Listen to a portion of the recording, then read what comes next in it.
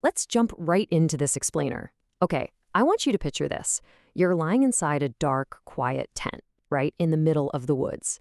You're in grizzly bear territory, wolf country, mountain lion range. It is pitch black outside, and honestly, every single snapping twig feels like an immediate, terrifying threat. When you really stop to think about it, your situation in that tent is, well, kind of dire. You are essentially a 180-pound bag of meat. You're completely unconscious, lying flat on the ground, radiating heat, making breathing noises, and literally unable to run away. By every single biological definition out there in the wild, you're the perfect prey animal. But here's the thing. Millions of people sleep outside in national parks every single year, and yet almost none of them get eaten.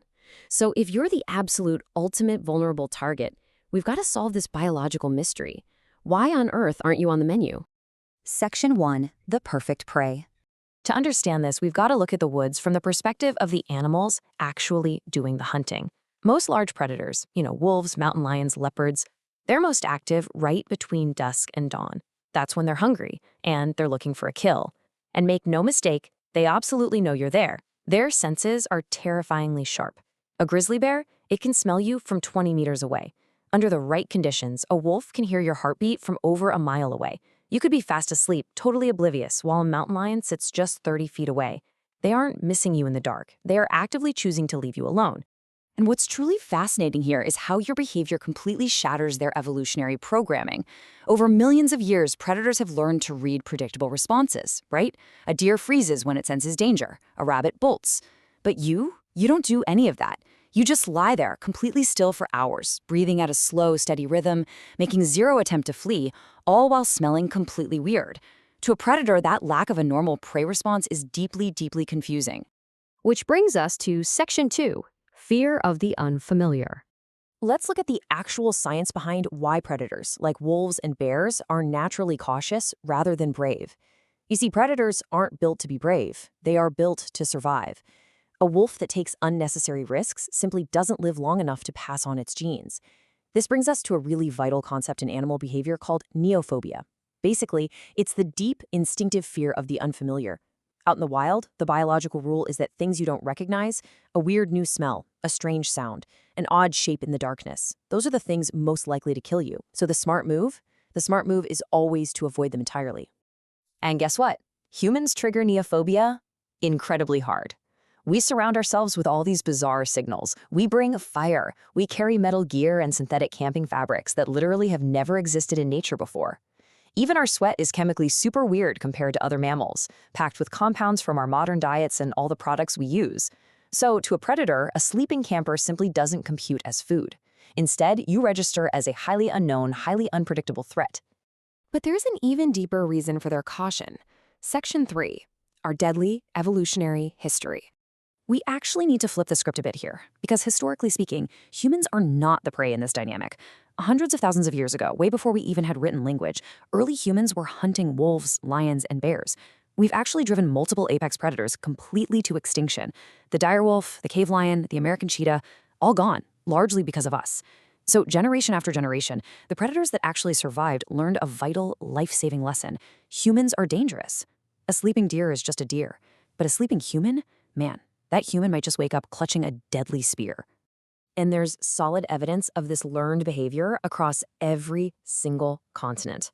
Fear of humans isn't just an automatic given. In areas where large predators have had consistent contact with people over generations, they give us a really wide berth. But if you look at super remote areas with absolutely zero human contact, animals are actually way more curious and much less afraid of us. This deep-seated fear had to be learned, cultivated over thousands of years of deadly human interaction. It gets even more fascinating when we look at highly social predators like wolves. Wolves are deeply sensitive to group dynamics, right? They're constantly calculating the social hierarchy. But when researchers study how wolves behave around sleeping humans, they notice that the wolves frequently just circle from a distance. Think about it. A sleeping human offers no submission displays, no dominance displays, just a calm, unresponsive creature. The wolves simply cannot figure out the social structure, and that utter confusion essentially acts as an invisible protective shield right around your tent. Now, on to Section 4, when attacks actually happen. We obviously have to address the elephant in the room here. People do occasionally get attacked on trails or in the wild. So if we aren't considered prey, why does that happen? Well, when researchers dig into the incredibly rare cases where attacks do occur, it's almost never a predator calmly choosing to hunt a sleeping, non-threatening human. Instead, it almost always falls into one of three distinct anomalies: food conditioning, desperation, or surprise. These aren't standard hunting behaviors. They are rare breakdowns of normal, everyday conditions. Let's look at that first anomaly, food. If a bear learns to associate campsites with easy meals, it stops seeing humans as a confusing threat and starts seeing us as, well, a giant vending machine. This is opportunistic behavior, not predatory hunting.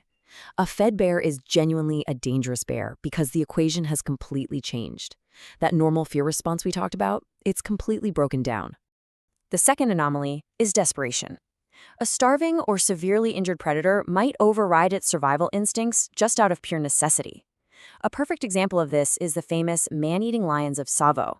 They killed dozens of railway workers in Kenya back in 1898. When those lions were finally examined, experts found both of them had severe dental damage that made hunting their normal, natural prey almost impossible. It literally takes starvation or severe injury to push them to target humans. Oh, and the third anomaly? Surprise. That happens when someone accidentally corners an animal or stumbles onto a mother with her cubs. In that scenario, the animal isn't hunting you, it's simply defending itself from a perceived threat. So, how does this incredible biological mystery resolve when we step back and look at the hard data? Let's check out Section 5, the reality in numbers. The National Park Service records every significant wildlife encounter in U.S. parks. Millions of people camp in bear and mountain lion territory every single year. Yet the number of fatal predator attacks on sleeping campers across all recorded national park history is effectively this: 0. Literally 0. To put that staggering statistic into perspective for your next camping trip, consider this. You are statistically more likely to be struck by lightning inside the national park than you are to be attacked by a predator while you sleep in it. Honestly, you're actually more likely to get injured just driving your car to the trailhead. The fear we feel in the dark and the statistical reality are so incredibly far apart, it's almost hard to believe, until you realize just how much evolutionary biology is working in your favor the moment you close your eyes. So the next time you're lying awake in a tent, listening to those snapping twigs outside, remember, whatever is out there already knows you're there. It smelled you hours ago.